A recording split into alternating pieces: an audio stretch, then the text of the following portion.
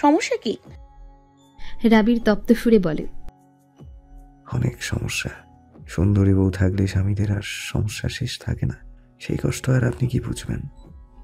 মেহুল ঠোঁট চিপে হাসে, মনে তার খুশিতে লাফায়, তবে মুখে সেটা প্রকাশ করে না। ভাব নিয়ে বলে, আজকাল সুন্দরী হয়েও জ্বালা দেখছি, মানুষের নজরে জ্বালায় বাঁচা যায় না। অন্য সব সুন্দরীর কথা বলতে পারছি না, তবে আমার সুন্দরীর ওপর অন্য কারোর নজর আমি মোটেও বরদাস্ত করব না। প্রয়োজন পড়লে সেই নজরের দৃষ্টি ক্ষমতা কেড়ে নেব, যেন দ্বিতীয়বার আর আমার সুন্দরীর দিকে আর চোখ তুলে তাকাতে না পারে। রাবিরের চোখ মুখ দেখে মেহুল শুকনো মুখে বলে, আপনি এভাবে কথা বললে আমার ভয় করে। রাবির তখন বাঁকা হেসে বলে, মাঝে মাঝে একটু ভয় পাও ভালো। মেহুলের ভার্সিটিতে আজ বিশাল প্রোগ্রাম। সকাল থেকেই তাই প্রস্তুতি চলছে। মেহুল আর রীতা বেশ তাড়াতাড়ি আজ ভার্সিটিতে চলে এসেছে। মেহুল অডিটোরিয়ামে তার গানের অনুশীলন করছে। রীতা আজ একটা নৃত্য পরিবেশন করবে, তাই সেও তার অনুশীলন চালিয়ে যাচ্ছে। 10টায় অনুষ্ঠান শুরু। ভার্সিটির প্রাঙ্গণ ছাত্রছাত্রীদের হইচই মুখর হয়ে উঠেছে। এখানে গ্রীষ্মের শেষের সময়, তবে গরম এখনো কমেনি। তবে অন্য দিনের তুলনায় আজ একটু তাপপ্রবাহ কম। ভার্সিটির মাঠের এক কোণে বিশাল এক কৃষ্ণচূড়া গাছ আছে। সে গাছের বেশ কিছু ফুল মাটিতে পড়ে আছে। মেহুল সেখান থেকে একটা ফুল তুলে কানে গুছে। সাদা শুভ্রতায় ঘেরা আদরে তার এই এক টুকরো লাল ফুল যেন চকচক করে জ্বলছে। সাদা রংটা মেহুলের খুব একটা পছন্দ না, তবে রাবিরের নিশ্চয়ই এই রংটা পছন্দ। তাই তো লোকটার সব পাঞ্জাবি সাদা রঙের। তাই আজ রাবিরের পছন্দের সুবাদে সে এই সাদা রঙের কাবিজটা গায়ে দিয়েছে। কপালে ছোট্ট কালো টিপে আরো বেশি চমৎকার লাগছে তাকে। অনুষ্ঠান শুরু হয়। শুভেচ্ছা বার্তার মধ্য দিয়ে প্রোগ্রামের আনুষ্ঠানিকতা পরিপূর্ণ হয়। একে একে সবাই যার যার মতো পারফরমেন্স দিয়ে যায়। এক সময় মেহুলের পালা আসে।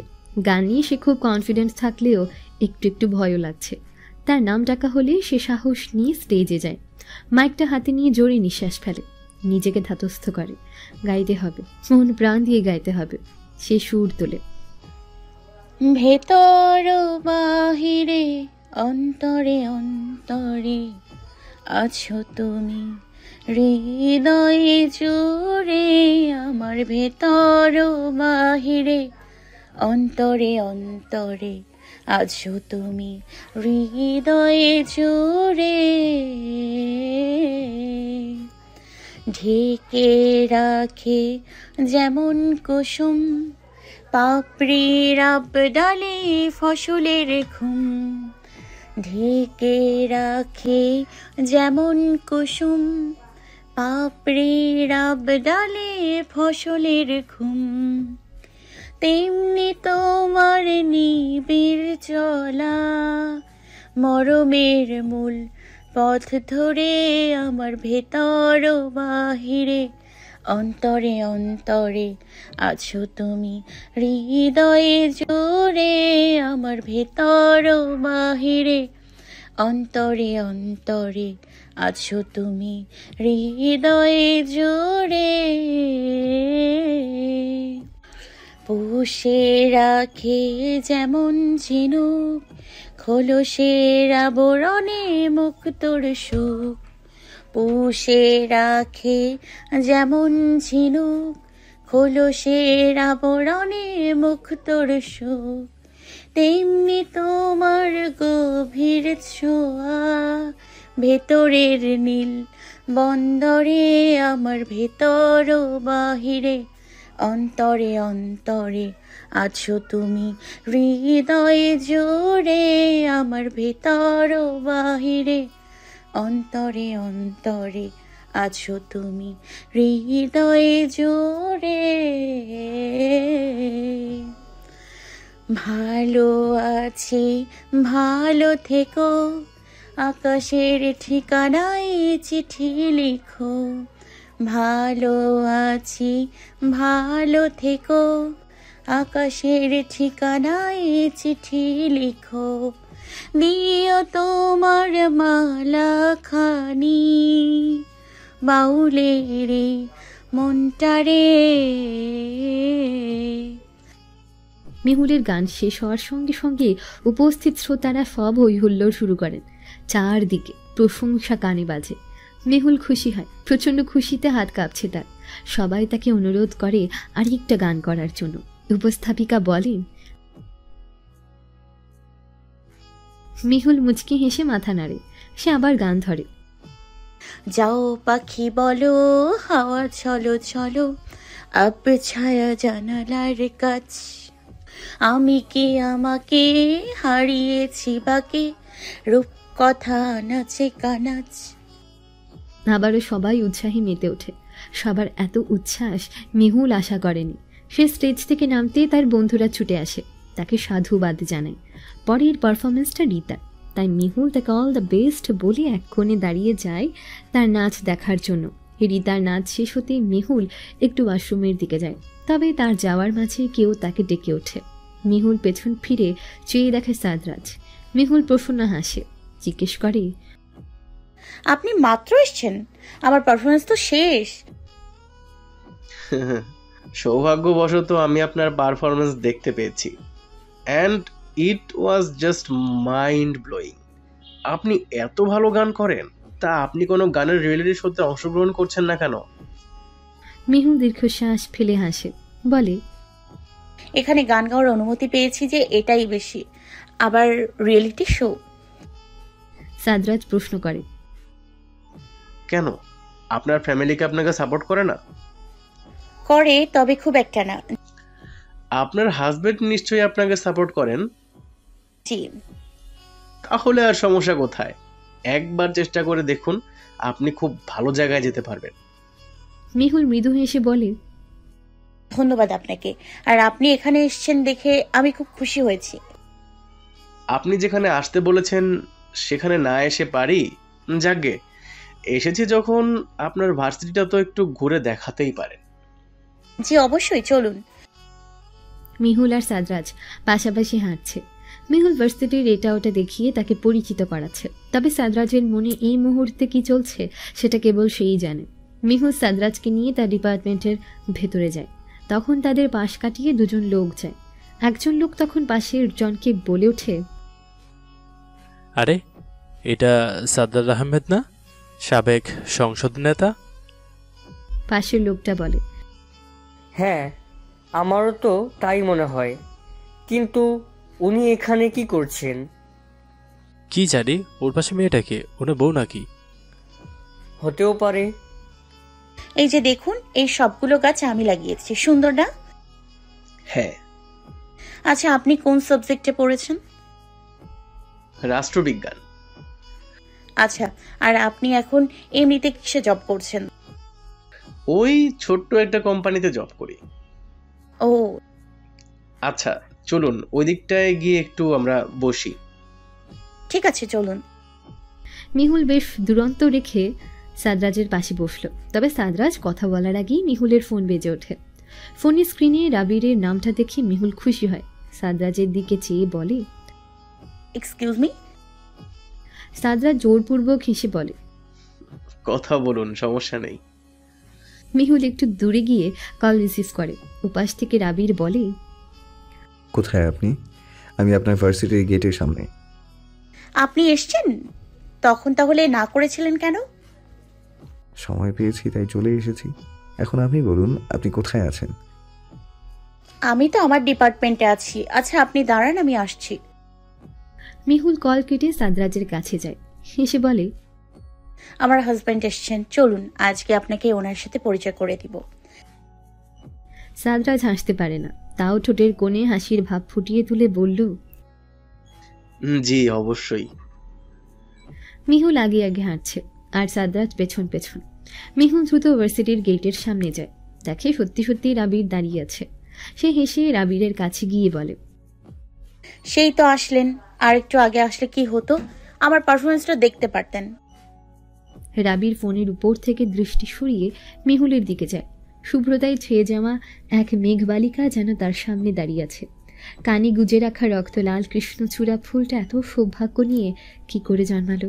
সে কত নিখুঁতভাবে তার কুন্তলে জায়গা করে নিয়েছে, যেন আজ তার সুখের দিন। অথচ তার এই সুখ দেখে যে অন্য কারোর প্রচণ্ড হিংসে হচ্ছে সেটা সে বুঝতেই পারছে না। কত নিষ্ঠুর এই ফুল। রাবির বলল, সাদা রঙে তো আপনাকে বেশ মানায়। ওই যে আপনার বউ না, না মানিয়ে উপায় আছে? রাবির মৃদু হেসে বলে। হ্যাঁ, তাও ঠিক। মেহুল তখন বলল, ও, আপনার সাথে আজকে একজনের পরিচয় করিয়ে দিব। এই বলে সে পেছনে ফিরে চেয়ে দেখলো সাদরাজ নেই। মেহুল এদিক ওদিক ভালোভাবে খুঁজল, কিন্তু সাদরাজের আর দেখা পেল না। আশ্চর্য, লোকটা তো তার পেছন পেছনে আসছিলেন, হঠাৎ কোথায় উধাও হয়ে গেলেন? রাবির জিজ্ঞেস করল। কাকে খুঁজছেন? মেহুল তার দিকে চেয়ে বলল, ওই যে একটা লোকের কথা বলেছিলাম না, বাবাকে রক্ত দিয়েছিলেন, উনি আজ আমার ভার্সিটিতে এসেছিলেন। বলেছিলাম আপনার সাথে পরিচয় করিয়ে দিব। আমার পেছনেই তো আসছিলেন, হঠাৎ কোথায় চলে গেলেন? হয়তো কোনো কাজ পড়ে গিয়েছে, তাই চলে গিয়েছেন। থাক, অন্য কোনো দিন না হয় আবার পরিচিত হওয়া যাবে। এখন আপনি আমার সাথে চলুন, আপনাকে একটা জায়গায় নিয়ে যাই। কোথায়? চলুন, গেলেই দেখতে পারবেন। আচ্ছা, আমরা কোথায় আছি? গেলেই তো দেখতে পারবেন। আজকে কি আপনার কোনো কাজ নেই? খুব জরুরি কিছু নেই। মেন রোডে না, রাবিরের গাড়ি আজ ভেতরে রোড দিয়ে যাচ্ছে, আর তাই এইদিকে বড় কোনো গাড়ি নেই। যা আছে সব রিক্সা আর অটোরিকশা। এই রাস্তাটা মিহুলের অপরিচিত, তাই একটু বেশি উৎসুক নয়নে সে এদিক ওদিক দেখছে। রাবির যে তাকে কোথায় নিয়ে যাচ্ছে সেটাও সে জানে না, তবে যেখানেই যাক এই সময়টা তার সুন্দর যাচ্ছে। গাড়ির জানালা দিয়ে শা করে বাতাস তার চোখে মুখে আছড়ে পড়ছে। তার খোলা চুলগুলো তাই বড্ড বিরক্ত করছে তাকে। মেহুল দুহাত দিয়ে সামনের চুলগুলো কানের পিছে গুজে দেয়, তবে এতে লাভ হয় না কিছুই। সেগুলো বাতাসের তালে আবার বেরিয়ে আসে। চোখে মুখে এভাবে এসে চুল পড়ে থাকলে কার ভালো লাগে? সে এর কারণে ভালো মতো তাকাতেও পারছে না। বিরক্ত হয়ে ব্যাগ হাতিয়ে একটা ব্যান্ড বের করে। বড় চুলগুলোই পেছন দিক দিয়ে বাঁধলেও সামনের ছোট চুলগুলো তো আর যায় না। সেগুলো আগের মতোই তাকে বিরক্ত করে চলছে। সে তাই এবার হাল ছেড়ে দেয়। যা, উড়ুক তো না, যত খুশি উড়ুক, সেও আর বাধা দেবে না। গাড়িটা একটা দোকানের সামনে থামে। রাবির বেরিয়ে একটা পানির বোতল আর দুটো আইসক্রিম নিয়ে আসে। আইসক্রিম দেখে মেহুলের মনে প্রশান্তি আসে। মন তো তার এটাই চাইছিল। মেহুল আইসক্রিম খাওয়ার সময় একটু আইসক্রিম গড়িয়ে তার জামাতে পড়ে যায়, আর তার সঙ্গে সঙ্গে সে চেঁচিয়ে ওঠে, আমার সাদা জামা! মেহুলের এত জোরে চিৎকার শুনে রাবির ভাবে কি না কি হয়ে গিয়েছে। সে অস্থির হয়ে বলতে থাকে, কি হয়েছে মেহুল? কোথাও ব্যথা পেয়েছেন নাকি? আপনার জামাই কি হয়েছে? মেহুল অসহায় সুরে বলল, আইসক্রিম পড়ে গিয়েছে। রাবির এটা শুনে দম ফেলে বলে, আপনি এর জন্য এত জোরে চিৎকার দিয়েছেন? আমি তো ভেবেছি কি না কি হয়ে গিয়েছে। এটা কি কোনো সামান্য ব্যাপার? আমার একটা মাত্র সাদা জামা, সেটাও আজ শেষ। মা আমাকে খুব বকবে। রাবির মৃদু হেসে বলে, আচ্ছা, আমি আপনাকে সাদা জামার একটা দোকান কিনে দেব। লাগবে না, এমনিতেও আমার সাদা পছন্দ না, শুধুমাত্র আপনার কথা ভেবে পড়েছিলাম, আর তাই এমন হয়েছে। রাবির আলতো হেসে একটা টিস্যু নিয়ে তার জামাটা ভালোভাবে পরিষ্কার করে দেয়। যদিও খুব একটা দাগ পড়েনি, তাও মিহুলের মন খারাপ। একটু পর টিস্যু বাইরে ফেলে রাবির সোজা হতেই দেখল তার আইসক্রিম গলে গিয়ে তার পাঞ্জাবিতে পড়ছে। সেই মেহুলের দিকে চেয়ে বলে, আপনার অভিশাপ যে সাথে সাথেই লেগে যায়, সেটা তো বলেননি।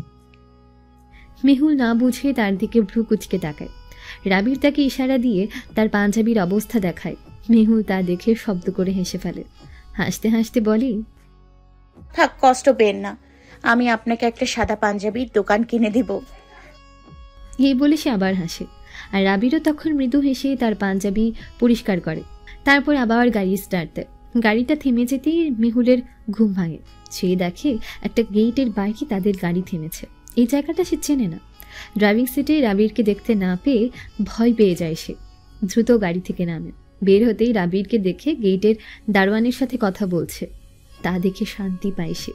তারপর আস্তে আস্তে সেও রাবিরের পাশে গিয়ে দাঁড়ায়।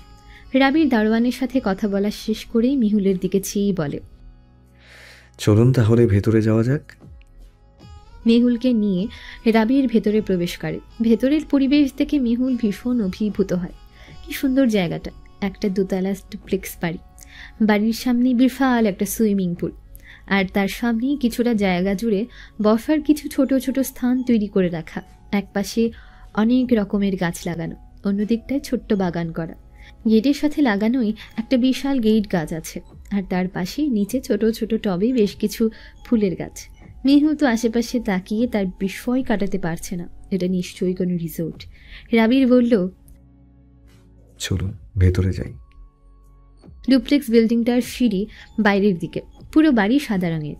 দোতলার পশ্চিম দিকে মুখ করা একটা বড় বারান্দা আছে, তার উপর থেকে পুরো রিসোর্টটা বেশ সুন্দর দেখা যায়।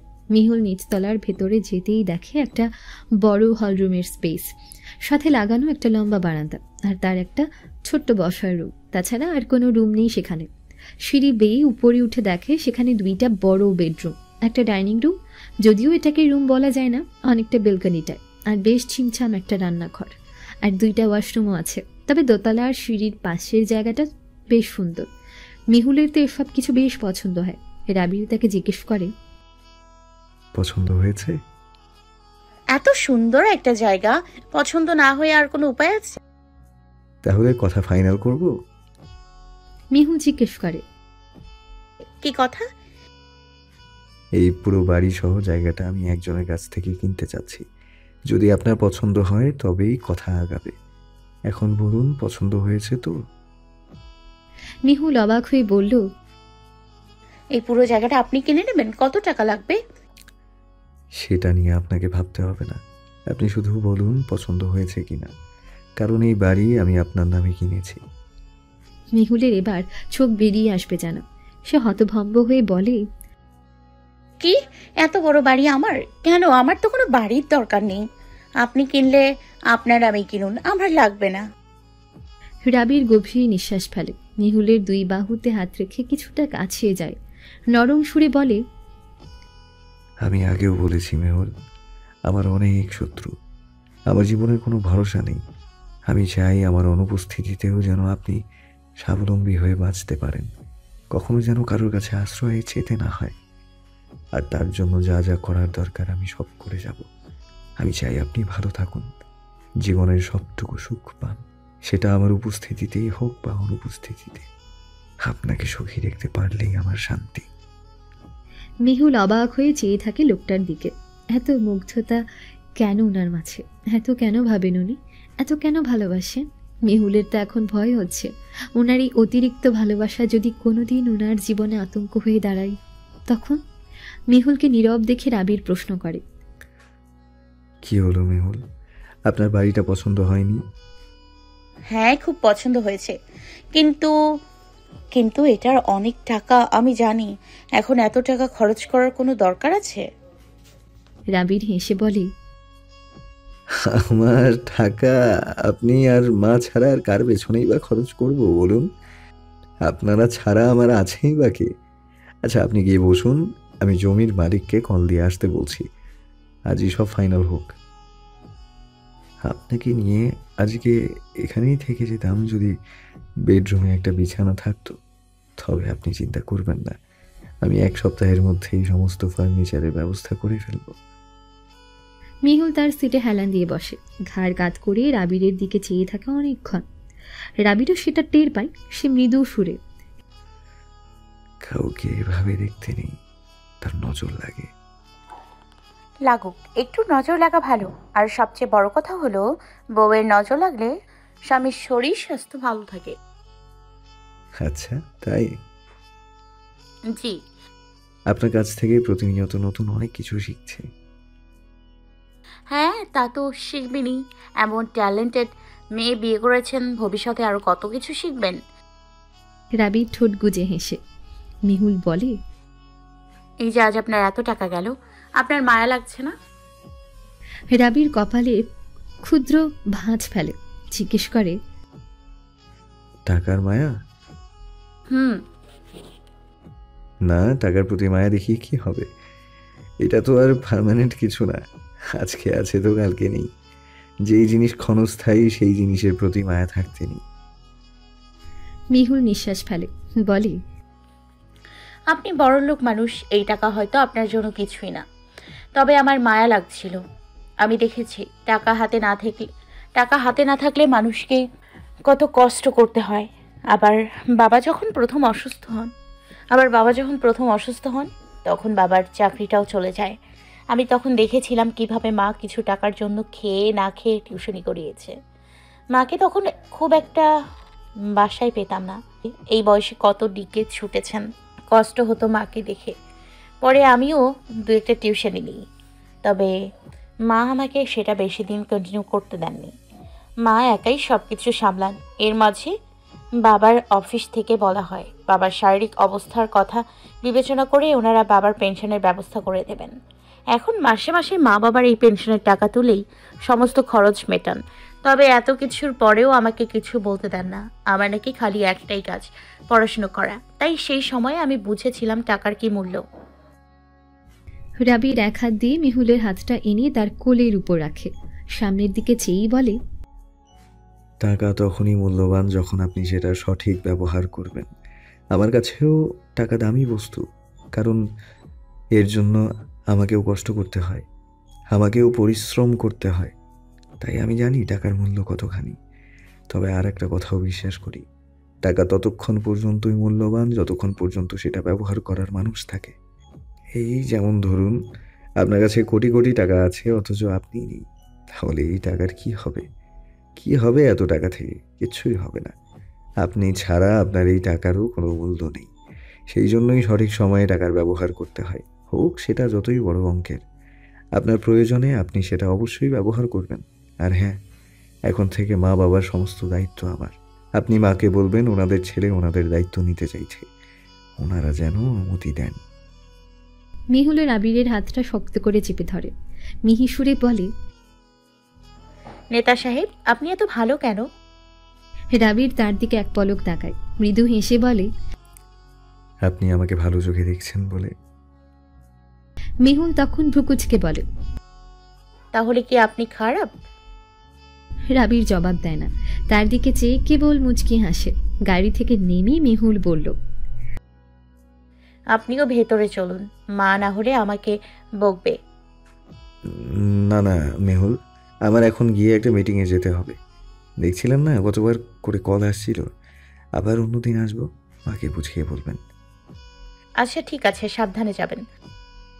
আচ্ছা, আপনি আগে ভেতরে যান, তারপর আমি যাব। মেহুল হেসে তাকে বিদায় জানিয়ে বাসার ভেতর গেল। রাবিরও তারপর আর দাঁড়ায়নি। মিটিং আছে বলে সে তাড়াতাড়ি সেখান থেকে বেরিয়ে পড়ে। রামিনা বেগম বললেন, জামাইকে বাসায় নিয়ে আসতে পারলে না? মা আমি ওনাকে বলেছিলাম, কিন্তু ওনার নাকি মিটিং আছে, তাই আসতে পারেননি। বলেছেন অন্য একদিন আসবেন। তিনি আশ্বস্ত হয়ে বিছানায় বসলেন, ঠোঁটের কোণে হাসি ঝুলিয়ে বললেন, হে রে, কোথায় ঘুরতে গিয়েছিলি? মেহুল বড় করে নিঃশ্বাস নিয়ে দুপাত তুলে মায়ের মুখ বরাবরই বসে, বড় বড় চোখ করে বলে, তোমার জামাই আজকে কি করেছে জানো? কি করেছে? দাঁড়াও দেখাচ্ছি। এই বলে সে ব্যাগ থেকে একটা দলিলের কাগজ এনে মায়ের হাতে দেয়। রামিনা বেগম জিজ্ঞেস করেন, এটা কি? খুলেই দেখো না। তিনি দলিল খুলে পড়তে আরম্ভ করলেন। পড়া শেষ করে হাঁ করে মেহুলের দিকে চাইলেন, অবাক হয়ে বললেন, মেহুল, এটা সত্যি? এত বড় জমি তোর নামে? হ্যাঁ মা, আজ তো সারাদিন উনি এসবই করেছেন।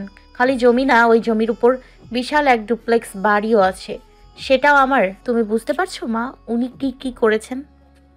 রামিনা বেগম আবার দলিলের দিকে চাইলেন, তারপর মেহুলের দিকে চেয়ে আফসোসের সুরে বললেন, কতগুলো টাকা? হ্যাঁ, আমিও তো সেই জন্য ওনাকে বারণ করেছিলাম, কিন্তু কে শোনে কার কথা। আজকে সব ফাইনাল করে তবেই ফিরবেন। এই দলিলও তাই আগেই বানিয়ে রেখেছিলেন।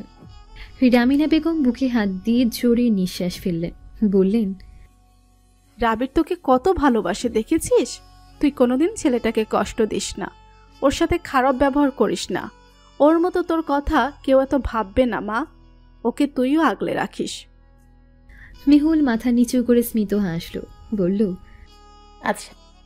সকালবেলা মায়ের চিৎকারে মেহুলের ঘুম ভাঙে। সে উঠে বসে এদিক ওদিক তাকায়, কি হয়েছে বুঝতে পারছে না। মা এত সকালে চেঁচাচ্ছেন কেন? ঘড়িতে চেয়ে দেখে 10:25।